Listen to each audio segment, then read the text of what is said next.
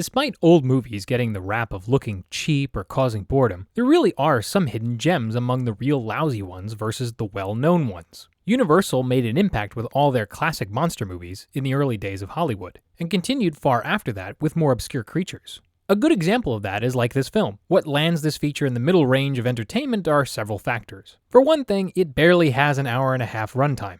This is only in due part to an added prologue to the film by Cambridge University professor Frank C. Baxter. Why? For padding? Because it adds very little to the overall story other than what lies underneath the Earth's crust. So if that's removed from the movie, it's just a little over an hour. So even if it's not an amazing creature feature, it's relatively painless in runtime. The story is about a group of archaeologists led by Dr. Roger Bentley, played by John Agar, and Dr. Judd Belliman, played by Hugh Beaumont.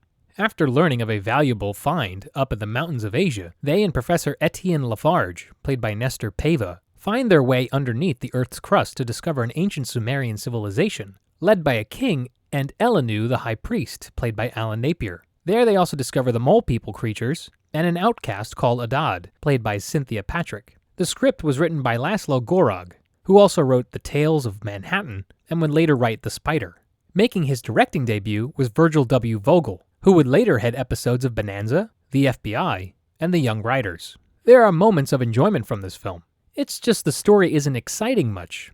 The direction is fairly predictable as to what will happen to certain characters at certain points. Maybe this is due to Vogel's first time doing the job, or it can also just be how Laszlo Gorog wrote the script. Either way, a group of archaeologists stumbling onto a discovery that could change history isn't anything new. Not to mention that the Mole People, the title of the film, aren't even the main focus here. They just play second fiddle to the Sumerian city the archaeologists encounter. Acting overall, though, is competent. John Agar is okay as the lead. A year before, he also starred in Tarantula, so this kind of setup was likely familiar to him. Cynthia Patrick does fine as the outcast of the Sumerian group. She plays, though, exactly what one would expect her character to be. Hugh Beaumont, partnering with Agar, makes sense as to why he was given that role. Much of the time, Dr. Judd Belliman is making all kinds of sarcastic comments, which are supposed to lighten the mood. While Beaumont has been in several productions before this, his best role would come a year later in Leave It to Beaver. Nestor Paiva, who plays Etienne Lafarge, is okay. While his character doesn't stand out as much, he does have a couple scenes that involve things not expected for the decade this film was released.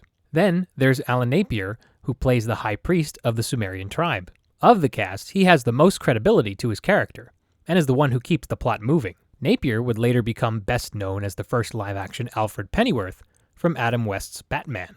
Visually speaking, the cinematography is standard, but not special. Ellis W. Carter was the cinematographer for this picture, and while the shots work, they don't stand out. Only the few matte paintings seen are decent. There are also a number of what looks like Arctic stock footage, as the film quality changes between cuts. Lastly, the music, ghostwritten by Heinz Reimheld and Herman Stein, was adequate for the picture. Considering they were not even credited in the picture, it's nice to know they put in a full effort. This is all confirmed thanks to Monstrous movie music, and the 3 tracks recreated from the film by these composers, along with giving more information about them.